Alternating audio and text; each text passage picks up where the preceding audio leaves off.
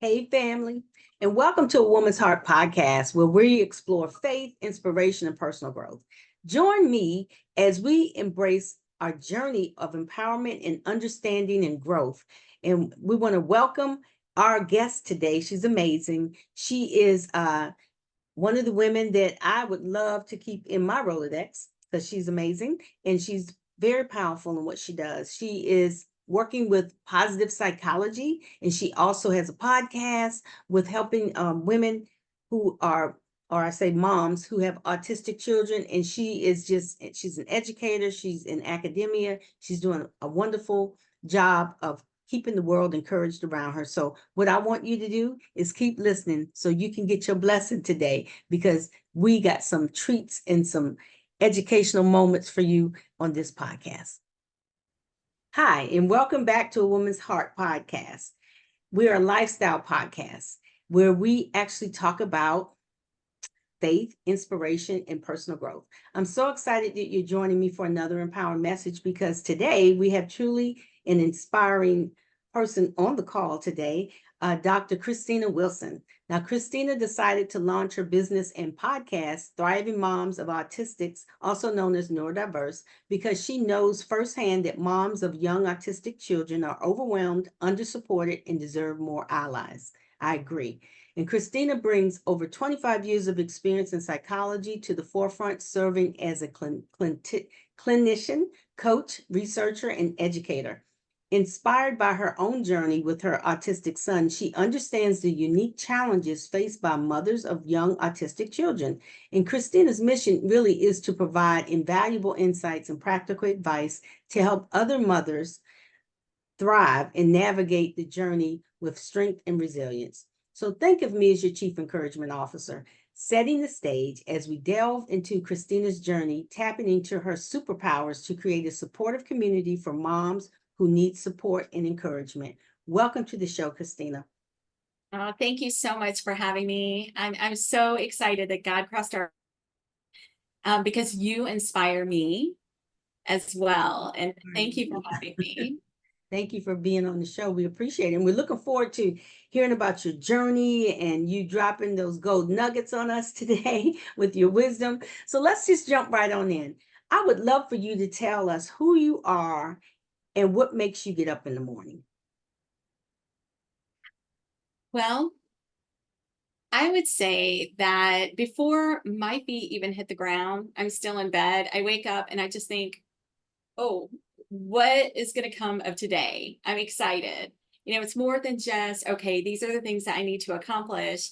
It's what does God have in store and how am I able to be his hands and feet and to shine his light. And the other thing too that crosses my mind is I wonder what my son is doing right now, because he usually is already up. Right. And we get up at about the same time, and I don't know if I've emulated it for him, that to have that servant's heart, but I think God made him that way, just as he made me that way. And so he is the same way. Like, I can't wait to see what he does, Right. in that day, and what the things he's going to say or do. He inspires me. I love that. That is so wonderful. So you said he inspires you. So what inspired you to begin your journey as a small business owner and podcaster? Because that's a huge leap of faith. Oh, it is. And I know nothing about business. Well, I'm working on my MBA right now because I do. There you go. That's Yeah, I awesome. want to know how to reach people, in Yeah. various ways, and Mhm. to be able to do it well. But at the Mhm. time, I knew nothing about business at all. And I was in the hospital. I had sepsis and Mm. was actually able to leave the hospital because that doesn't always happen. Right. And it was pretty dire. I Mhm. remember I was coughing up blood. I had blood coming out of the tubes from my stomach. Mm. It was Mm. very serious. And I thought, Yeah. this is how it's going to end. I'm not going to be able to go home to my child. And one of the things that parents of autistics fear most is what's going to happen to my child when I'm gone. Right. Right. And years prior to that, before I even had him, I've never been afraid to die. Mhm. I actually went on a trip out of the country, and we were on our way in with a team to work Yeah. with other people, and our plane barely missed another plane. We were over our city, almost home, and everyone screamed, and my friend next to me had his hands, he's like, oh my, what's gonna happen? And I'm like, it's okay, so I've always been that person that's like, I'm not afraid to die because I know where I'm going, and I know that I've really done my best. But then complete shift, now I have this child and husband, and I'm like, okay, those normal fears that we all have with our child, what's going to happen to him? And so I made a shift. I had been praying the whole time I was in the hospital, but I made a shift, and I was like, okay, Lord, just prepare me for this. I know that you have a plan, and whatever you have for me. And literally he laid it on me. So it was so, he's like, I want you to work with women. And I said, okay, Yeah. I can do that. I've worked with women that. before. And I was in academia at the time, and I still am, actually. But I had shifted out of, my clinical practice. And that's when I decided to take a coaching certification and dive deeper into that, and follow his lead. Yeah. Yeah. I love that. That's so good. That's such a great story too. Just the whole process of how you got to where you are. Sounds like you were the calm on the plane. Everyone was like going a little ballistic, and you were the calm one. Like, hey, Yeah. it's okay. I love that. So could you share some insights into how your faith played a role into you wanting to help other women, other moms, I should say? Well, I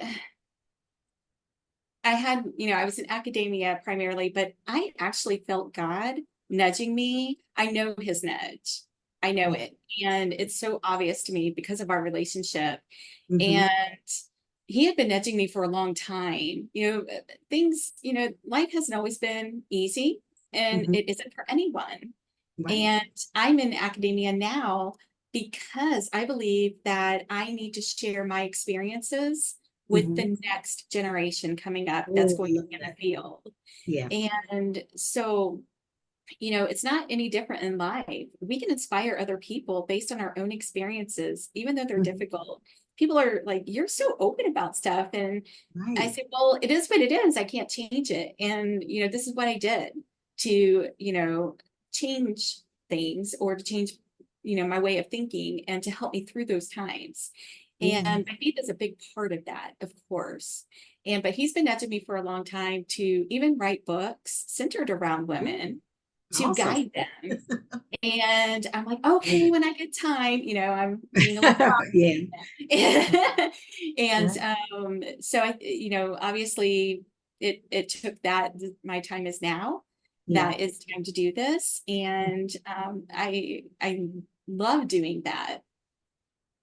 I love that. You know what I love the most about, as I'm listening to you speak, there's two ways, there's the two people that you have. You have the current you and the future you, right? And I was reading something once and said, sometimes we get so focused on the future us that we forget that we could do that thing right now. Right. Because like, well, Absolutely. someday, or I'm going to do that in, next year or whatever. But it sounds like you listened to the prompting and you just kind of said, I'm going to do this. And these other things are going to come along. But this is the one thing that I heard God tell me to do. So I'm going to do this. So I'm in my current self, and my future self is going to look brighter because of it. So I love that. Absolutely. So good. So why do you think, or where did you get the idea, I should say, for creating this podcast that you have, Thriving Moms of Autistics? I'm just curious to know where that came from. I know you had the idea to work with women, and God directed you there, but where did the podcast come into play? Well, when he nudges me on something, I listen and I do it. Even when it's hard and it's scary, I'm like, okay, yes, because I know in the past when I've been like, oh no, there's no, it's his timing. And so I dove right into it, and I hired a business coach, Yeah. and Ooh, okay. fabulous, to help me kind of narrow down the niche. And she said, tell me about yourself. So I told her the whole story. And she's like, She's like, She was yes, taking notes. Yes. like you are supposed to work with women. I said, I Right. know. And she said, but there's something that's just coming to me repeatedly, and it needs to be Moms of Autistics. And Mm, mhm. I said, well, I can do that. Yeah. And, just like being in academia to share, that experience and build people up to prepare them, I feel like it's the Right. same. And so that just seemed to be a perfect fit. And that's where I went. And I've always thought it would be fun to have a podcast. It is Um, fun. it is, it's so much fun. And being able to have people on the show that, like you, like yourself, that inspire other people. That's what I love the most about it. It's like, who else can I get on the show so that I can help them build their business and they can inspire the people listening to them? Yes. It's so And good. I me. love it. So what are the like some of the main struggles moms of autistic children face, and how does your podcast you feel may be helping them? Well, I looked at the research because I'm a researcher as well. But I Hmm. looked at the research and then I did my own research to find themes. And I interviewed a lot of women, and we all have the same, I mean, literally, like it all fell into place. There's the four Right. areas that we need the most.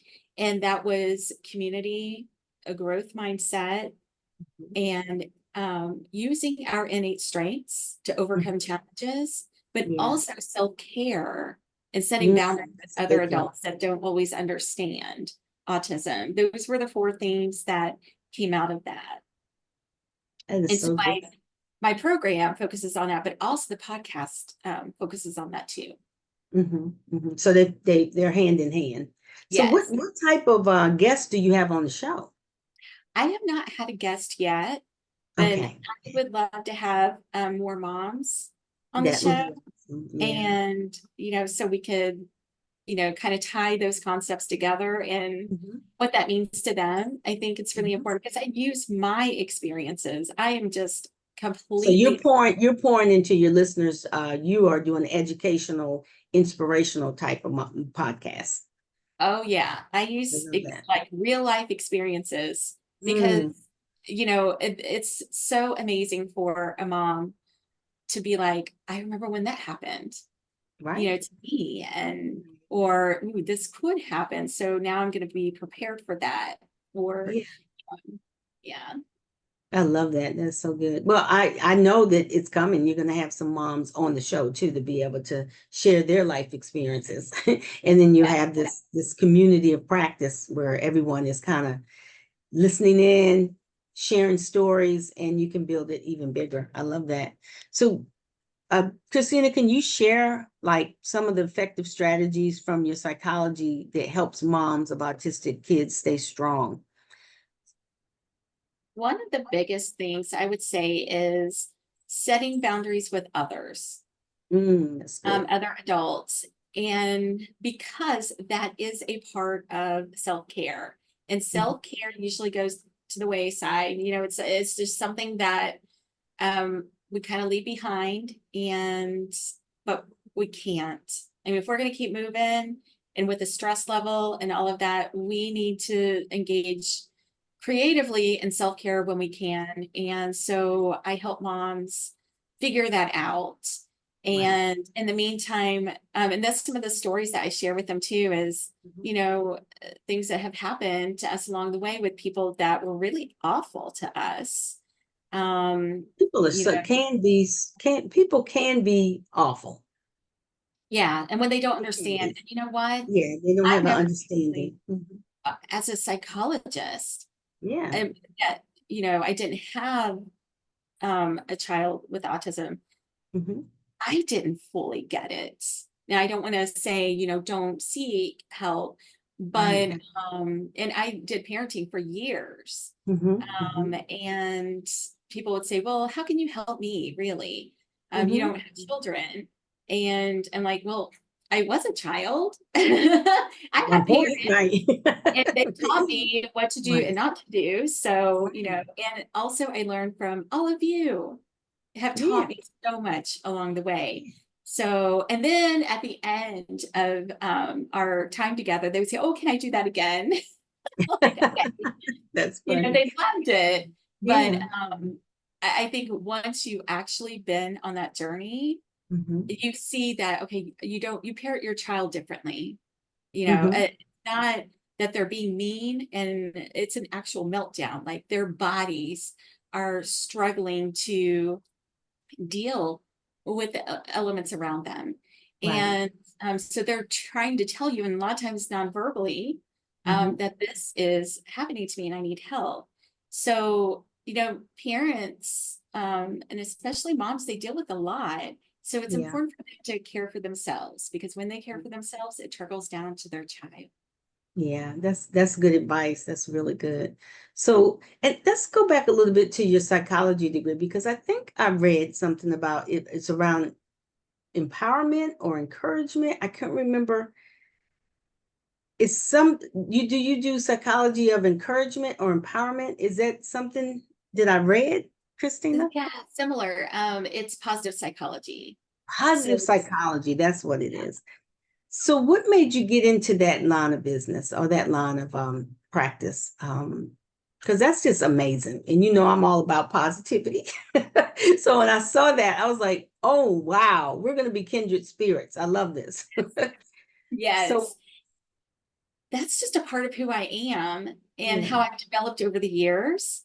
Hmm. And I remember writing in undergrad this paper on encouragement, Mm, and Rudolph Dreicher's daughter, and he actually worked with some of the greats in the past. hmm. Adler, he teamed up with Adler after he left Freud. It kind of split ways, and they teamed up and focused on things like this. Hmm. And he once said that children need um, encouragement like plants need water. So That's I had to write a paper for his daughter, who's also a psychologist, right. an grad. And I remember how that listening to her talk about all the amazing, um, areas of positive psychology, which hadn't actually come out as an area relatively new, 5 years maybe. Right, Um, right. It's pretty new. Hmm. but I had been using positive psychology in my own practice for years. And then whenever I wrote I wanted to do my original work for my dissertation on why adolescent females treat each other with the way they do. And they're so mean. Yeah, excellent. Yes, we definitely need a paper. We need a book on that. I know. What is going on? That was a burning question for me. And Yeah. I said, and they told me, they said, now, Christina, that's going to be really hard to get past the IRB board. So, with adolescents. So what else could you do? And Right. hey, they just knew me. They said, what about researching happiness? And Mm, I was like, oh, yes, that will make the that's a good dissertation a one. little less painful, which it did not, but Yeah.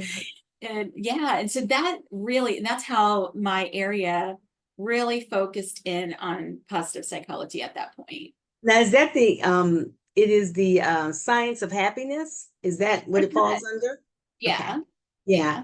yeah. That is a big well, I remember, I think I shared with you that I looked it up because I had a friend of mine who said she wanted me to come in and encourage her Girl Scout troop.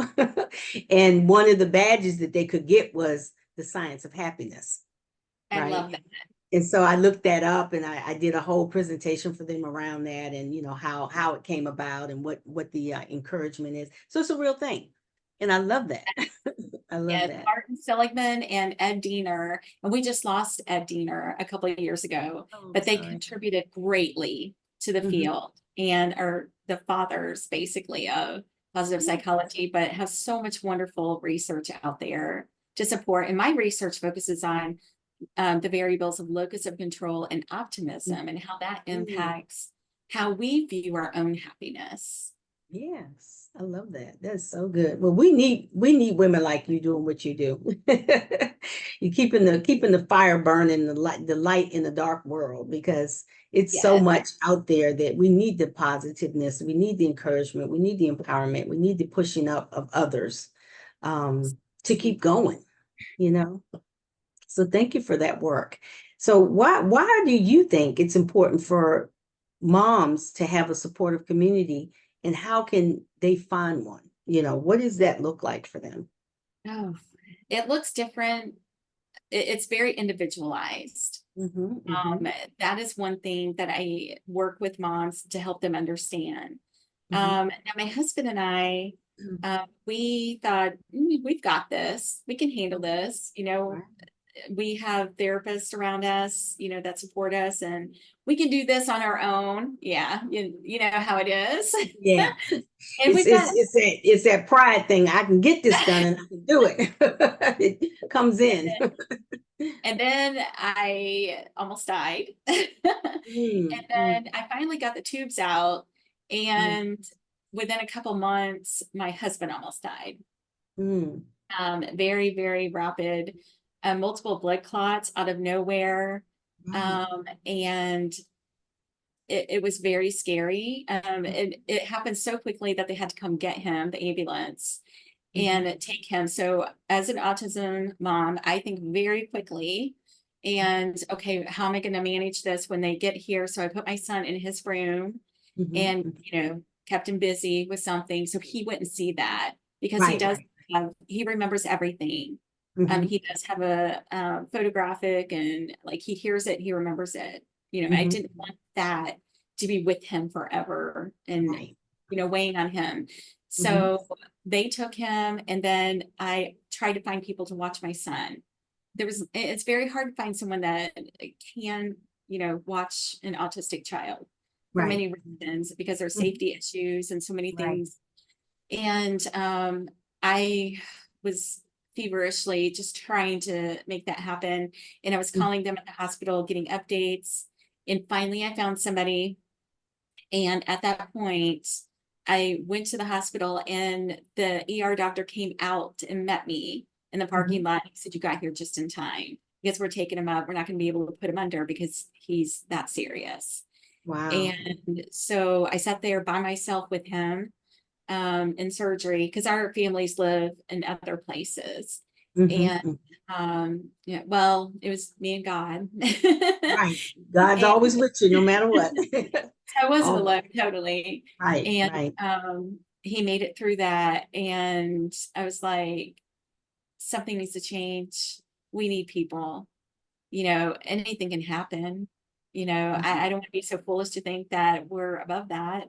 Right, right. Anything can happen to any one of us at any time. So I got creative with developing my own Mhm. community of support, and it has been the most beautiful thing.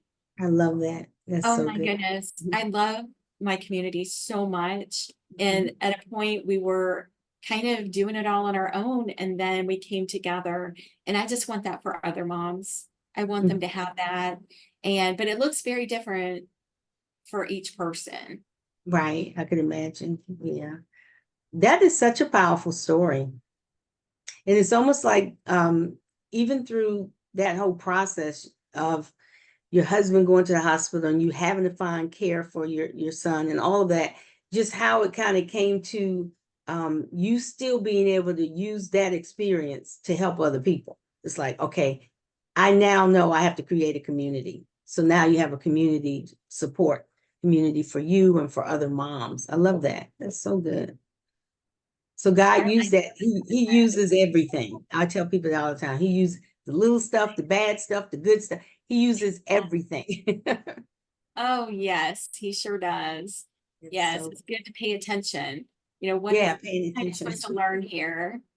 Right, right. So that's so awesome. So what important lessons have you learned from being both a clinician and a mom to an autistic child or neurodiverse? And we will talk a little bit about those two terminologies too, because neurodiverse just kind of came on the scene within the last couple of years. I've been hearing it. But so what in could you even, take a deeper dive into that? Um, I've learned so much. Mhm. I mean, a lot. And it's been an awakening for me, Mhm. because and I've always known that I was different. And I wasn't for sure why. I just thought, because back in the 70s, people didn't really get divorced. And, I only had one parent. I thought maybe that's what it was, of being an only Yeah. child. And it wasn't Yeah. for sure. And so my senior year of high school, and I Mhm. barely made it through. I didn't do homework. My mom worked 3 jobs. She didn't have time to look at my homework. Right. You just did what you just kept moving. Exactly, exactly. Yeah. And so my senior year, they said, oh, before you graduate, you have to do this paper. You have to write this paper, and then you have to talk about it. And I was Right. like, oh my gosh, no, I can't do that. That's scary. And, Right. where's the library? Right. Right. And so I met with this librarian, and she said, why don't you do it on autism? Because she knew I was interested in psychology. And Yeah. that's where I was gonna go to college. And Mhm. by the grace of God. But that's another testimony, though. You could say, by the grace of God, I was able Absolutely. to, move forward. I love that. Which is funny because I've made straight A since, but they said, let's just do autism. I'm like, what's that? Right. And so I started reading about it, and I couldn't stop.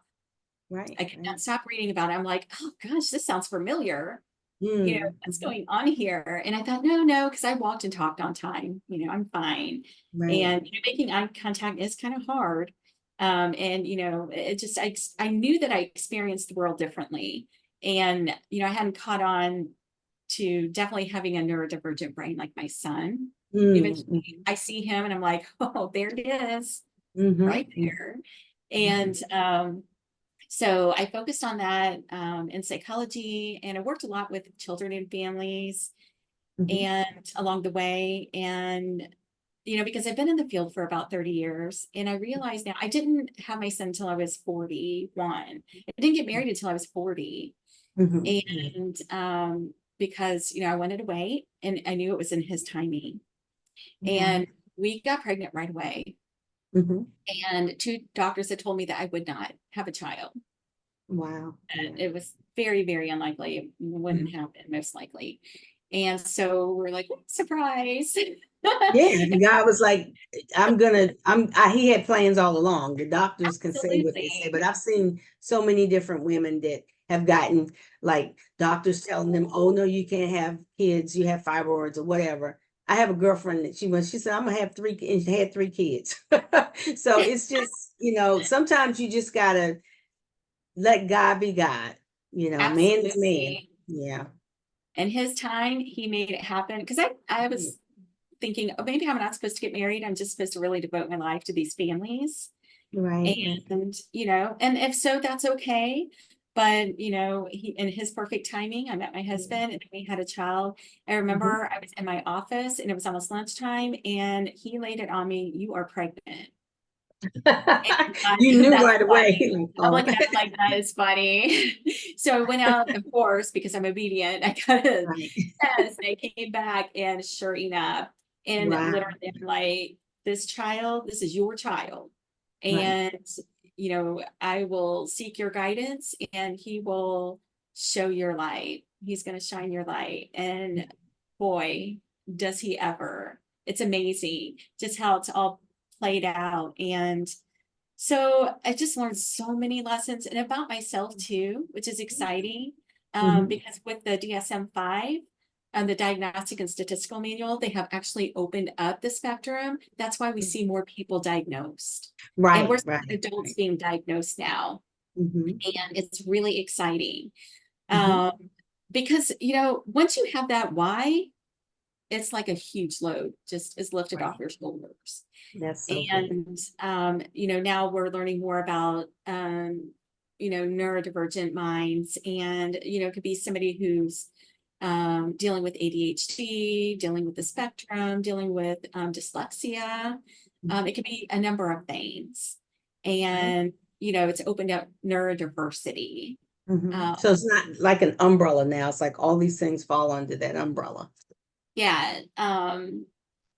and understanding neurodiversity and how, the neurodivergent mind works, and, being mindful that these, individuals have different experiences. And Yeah. so it's a huge aha moment for so many people. And that's a blessing. That's good. But, we told our son recently that he's autistic. Um, Mm-hmm. and he looks at me and he's like, oh, that makes sense. Thanks. Yeah, It's like, I get it. I get it now. Right. yeah, Um, and so that's going to help him realize, what, we're all individuals, we're all different, but this right. is why I have these experiences, and that's okay because I can use that, and Mm-hmm. I can do things that other people cannot do, Right. Right. and which is pretty amazing, with his Mhm. mind. I mean, Yeah. it's just astonishing to me. Mm-hmm. So, and for myself, it taught me a lot about myself because the teachers weren't invested in me and they thought I was lazy.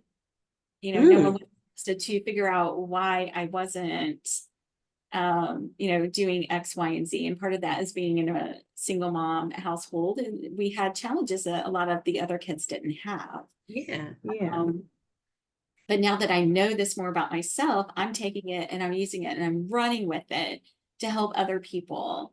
And because I'm a firm believer that we meet people where they are at. I agree with that. And your self-discovery is helping other people. You can help other people discover. So you had to go through that process of understanding yourself, self-discovery, and now you can be able to reflect that back on others. I love that. That's so good. So why don't you share with us your information with the audience so they may want to further this conversation? In terms of, If you have a website or if you have okay, email or I do. And it's thrivingmomsofautistics.com. Mhm. And right now I do have my 4-month VIP program Okay. that focuses on those 4 areas, and it's one-to-one and it's coaching with moms. But I've also developed on the first Wednesday of the month, I'm starting coffee chats with Oh, mom groups. Yeah. And so they could just come and, we'll have a theme associated, with like muffins and meltdowns or right. something. Yeah. Um, so I'm developing that to kind of kickstart their community, Mhm. um, to help them with that. And also 90-minute clarity sessions. And I also have coming up excited about that. I'm kind of in the you know, developing these opportunities for moms. And so we'll talk more about that. And I'm on all the social media platforms. I think Okay. except for there's one in particular, the TikTok. I'm not on TikTok, but I'm on everything else. Okay. And that's under Thriving Moms of Autistics. Mhm. Yeah, and I would love for people to engage in, I love hearing from other women. Mhm. Um, so I often, put stuff out on the social media, whatever's coming up. And also in the last year and a half, I've been working with some friends Mhm. that are in the field, and also moms um, of children that have various special needs. We're working on a platform Ooh. for, Okay. yes, Mhm. families, caregivers. Mhm.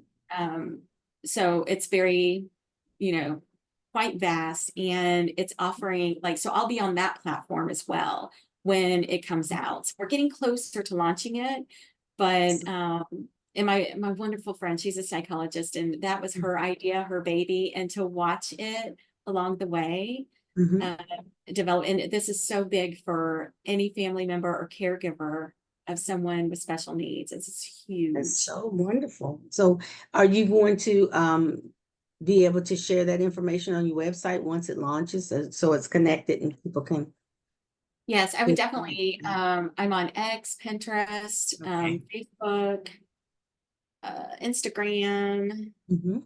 Oh, and I also have a YouTube channel now. Ooh, So, okay. Now is that your podcast or it's different? It's different from your both. podcast. That the same. so I've shifted a bit to having the video podcast and the Okay. audio. So I'm on Okay. all of the popular podcast apps. And then Okay. also, for it actually helps people who learn differently. Some Mhm. people might need that more visual learners versus Mhm. auditory learners. Right. Right. So they can either watch it or, and then I also have a free 4-step guide Mhm. at momsofAutistics.com. Mhm. And you can get on my email list and get that free guide as well to kind of help you get an idea of, um, what I do and give you some guidance too. That's so good. Thank you, Christina, for sharing all of that. So when that platform launches again, I think I wanted to find out when that platform launches, how could people find out about that platform that your That will friends? be, I will definitely put that out on my social media. Awesome. Okay. That's what I Yes, wanted to find out because that's going to be huge. It's coming.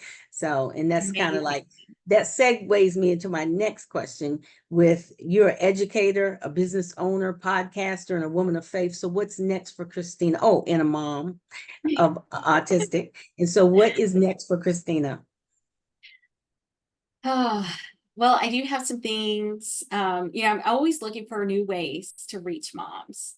That's Hmm. going to be helpful for them and doable. Yeah. So if they're not able, or if the 4-month program seems too big for them, I'm looking at other ways to reach them and to help them. Hmm. So, um, maybe some webinars with That's good. teaching. Mhm. So that's what I'm kind of working on right now. And then God has been telling me for a long, long time, Christina, you need to write books. That's your next. You're gonna be an author. I love it. Yes, and I've already, I publish Hmm. scientific litliterature, but that's not the same as writing a book. So, for Absolutely the different. general population, Yes. it's so different.